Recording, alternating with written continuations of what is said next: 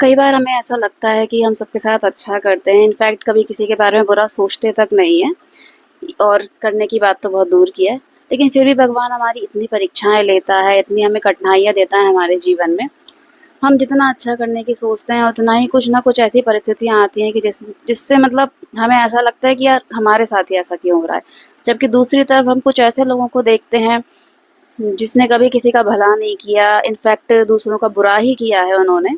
लेकिन फिर भी हम उनके जीवन को देखते हैं तो हमें ऐसा लगता है कि यार ये इंसान तो कितना खुश है यार, कितना अच्छा है, मतलब कितना अच्छे से अपनी ज़िंदगी जी रहा है।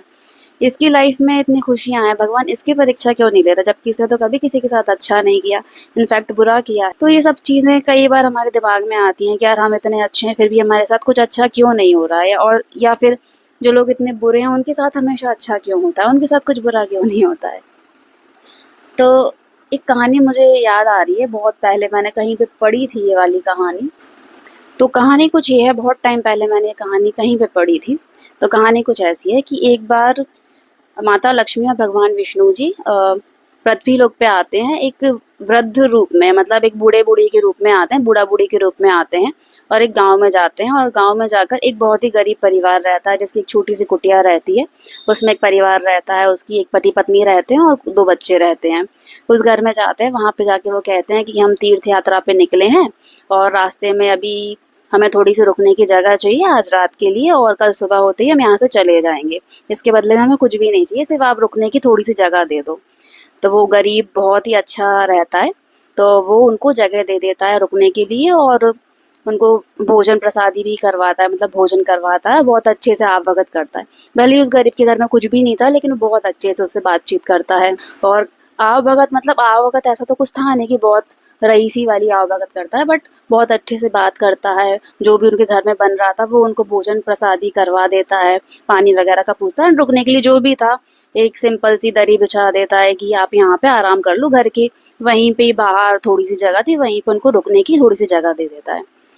और उनके घर में एक बकरी पाली हुई थी, तो उस बकरी का वो उनके दू उस बकरी के दूध से उनका थोड़ा-सा खर्चा पानी चल जाता था घर का, एंड थोड़ी बहुत जो भी थी उससे थोड़ा बहुत खर्चा पानी चल रहा था। तो उस बकरी के दूध से उन्होंने उनके लिए चाय बनाई, तो ऐसे करके वो उन्होंने उसकी उनकी बहुत आवभगत। तो सुबह होते ही वो लोग चले जाते हैं, एंड उनके जाने के 1-2 घंटे बाद उनकी बकरी मर जाती है। और फिर उसके 2-3 दिन बाद वो एक बहुत अमीर परिवार के एक अमीर कोई रहता है, उसके घर पे जाते हैं। उनके भी पति-पत्नी थे और 2 बच्चे थे। तो उनके यहाँ पे जाके बोलते हैं, यही सेम चीज़ बोलते हैं कि हम तीर्थ यात्रा पे निकले हैं और हमें रुकने के लिए आज रात को थोड़ी-सी जगह चाहिए, सुबह होते ही हम यहाँ से चले जाएँगे। तो उस जो भी अमीर व्यक्ति था, बहुत अमीर था एंड बहुत नाम, बहुत पैसे वाला था उस गाँव में। बहुत अमीर व्यक्ति था उस गाँव में। तो उस व्यक्ति ने उनको थोड़ी-सी जगह दे दी, अपने एक थोड़ा-सा बाहरी जगह थी, वहीं पे उनको जगह दे दी रुकने के लिए। एंड पानी का भी नहीं पूछा, भोजन वगैरह का तो पूछने के बाद बहुत दूर है, मतलब अच्छे से बात भी नहीं की और बोल दे कि हाँ चलो ठीक है, ज़्यादा आप बोल रहे हो तो आप रुक जाओ यहाँ पे, कोई दिक्कत नहीं है। मतलब ऐसे बहुत रूडली बात की इस तरह से। और जो भी है मतलब ठीक है, वो रुक गए एंड सुबह होते ही वो वहाँ से चले गए। तो रात में वहाँ पे एक उनकी दीवार थी, वहीं पे जहाँ वो रुके हुए थे, वहाँ पे थोड़ी-सी दरार आ रही थी, छेद आ रहा था, तो उन्होंने उसको भर दिया। किसी को नहीं बताया, उन्होंने थोड़ा-सा कुछ था, गोबर वगैरह, उससे उसको वापस भर दिया, पैक कर दिया जिससे कि वो दीवार टूटे ना। और सुबह होते ही वो चले गए। कुछ नहीं, जब उसके बाद उस अमीर व्यक्ति ने बाहर आकर देखा, उसने देखा कि हमारी दीवार तो टूटी हुई थी और इन्होंने पैक कर दी। उसने कुछ नहीं कहा, उन्होंने कहा ठीक है। वहीं गाय वगैरह उसकी उनकी वहाँ पे थी, वहीं पे गौशाला थी, वहीं पे गोबर था, तो उन्होंने सोचा होगा ठीक है, भर दिया जो भी है। कुछ नहीं। तो फिर जब वो चले जाते हैं तो लक्ष्मी जी विष्णु भगवान से पूछती हैं कि आप एक बात बताएं मुझे प्रभु, कि जिस गरीब परिवार ने हमारी इतनी आवभगत की, उसको आपने और विपत्ति दे दी, जबकि जिस अमीर व्यक्ति ने हमारी बिल्कुल आवभगत नहीं की, हमसे ठीक से पानी तक भी नहीं पूछा, उसकी आपने जो दीवार टूटी हुई थी उसको भी आपने पैक कर दिया, मतलब वापस सही कर दिया। ऐसा क्यों किया आपने? तो विष्णु भगवान कहते हैं कि जो उस गरीब परिवार में जो तो पति पत्नी थे, उसमें जो तो पत्नी थी उसकी मृत्यु आने वाली थी, लेकिन उस मृत्यु को मैंने बकरी के रूप में कर दिया, मतलब बकरी को कर दिया आगे, जिससे बकरी की मृत्यु हो गई और उसको भी मुक्ति मिल गई, क्योंकि बकरी का भी प्रारब्ध था, पुनर्जन्म का कुछ था जिससे उसको मुक्ति मिलनी थी अभी।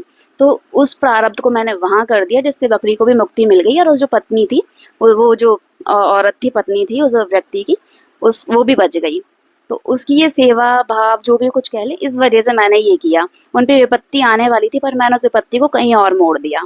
जबकि जो वो अमीर व्यक्ति थे, वहाँ पे मैंने उनकी दीवार को गोबर से इसलिए पैक कर दिया, इसलिए बंद कर दिया क्योंकि उस दीवार के पीछे, जस्ट पीछे के नीचे उनकी पुरानी धन संपत्ति गड़ी हुई थी। यदि वो दीवार थोड़ी सी भी और टूट जाती तो उस व्यक्ति को उस खजाने के बारे में पता चल जाता और उसका घमंड अभी इतना है तो वो और घमंडी हो जाता। जब वो अभी अभी अच्छे से बात नहीं कर रहा किसी से, तो जब उसको और खजाना मिल जाता तो फिर वो कैसे किसी और से और अच्छे से बात करता। इसलिए मैंने वो उस दीवार को पूरी तरह से बंद कर दिया जिससे वो टूटे ना और उस व्यक्ति को उस खजाने के बारे में कभी भी पता ना चले। तो लक्ष्मी जी ने ये सब बातें सुनी उनकी, विष्णु भगवान की, और उन्होंने कहा कि ठीक है प्रभु, मैं समझ गई कि हम जैसा सोचते हैं कि हमारे साथ ऐसा क्यों हो रहा है, तो उसका कहीं ना कहीं कोई ना कोई कारण तो होता ही है।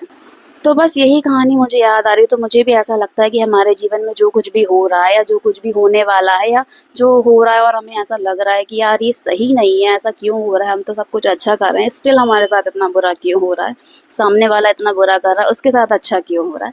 तो हमें लगता है कि उसके साथ अच्छा हो रहा है और हमारे साथ बुरा हो रहा है, जबकि ये हो सकता है कि हमारे ऊपर कोई बहुत बड़ी विपत्ति आने वाली हो, उसको छोटे रूप में भगवान ने निकाल दिया हो और सामने वाले के कुछ कर्म ऐसे हों, अच्छे हों, जिससे उसको कुछ और अच्छा मिलना हो, लेकिन उसके अभी के कर्मों की वजह से उसको वो अच्छा मिलना कम हो गया हो।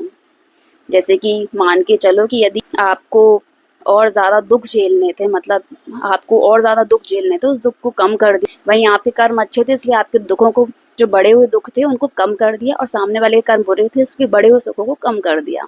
तो बस यही नियति है, यही कर्मों का वो। तो ट्रस्ट द प्रोसेस, भगवान पे हमेशा विश्वास रखें, और भगवान पे भी विश्वास रखने से ज़्यादा ज़रूरी है अपने कर्मों पर विश्वास रखें, क्योंकि कर्म जितने अच्छे होंगे, आपका फ्यूचर, आपका प्रेजेंट, आपका पास्ट, सब कुछ कर्मों पे डिपेंड करता है।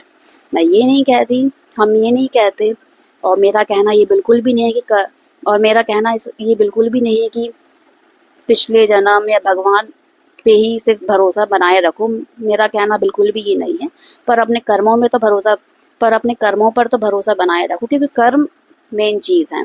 जैसे आप कर्म करेंगे वैसे ही आपको फल मिलेंगे। ये सब के जीवन में लागू होता है, कोई एक नहीं है जिसके जीवन में लागू ना हो, ये सबके जीवन में यही लागू होता है। तो कर्म करते जाएं, फल की चिंता ना करें। तो बस हमें ऐसा लगता है कि भगवान हमारे साथ अच्छा नहीं कर रहा है, लेकिन हो सकता है आज जो हमारे साथ बुरा हो रहा है या किसी काम में देरी हो रही है, वो कहीं ना कहीं किसी अच्छी चीज़ के लिए हो। हमें ऐसा लग रहा है कि हम इस चीज़ के लिए आज रो रहे हैं, हमें ये चीज़ नहीं मिल रही हो, लेकिन हो सकता है भगवान ने हमारे लिए कोई बहुत बड़ी, बहुत अच्छी चीज़ पहले से सिलेक्ट करके रखी हो जो हमें बाद में मिलने वाली हो। तो बस यही कहानी है। तो भगवान पे विश्वास रखें और अपने कर्मों पे उससे ज़्यादा विश्वास रखें, क्योंकि कर्म आपको यहाँ से यहाँ पहुँचा देंगे या यहाँ से यहाँ। तो कर्म ऐसे करो कि यहाँ से आप यहाँ पहुँच जाओ। और जब कभी कोई आपको ये कहे कि आपके कर्म आपको इसी जीवन में दिखेंगे, तो आपको ये बद्दुआ ना लगे, दुआ लगे, क्योंकि आपको हमेशा ये लगे कि हमने कर्म ही इतने अच्छे किए हैं कि यदि कर्म हमारे आगे आएंगे हमारे जीवन में तो अच्छा ही कुछ होगा, बुरा कुछ नहीं होगा।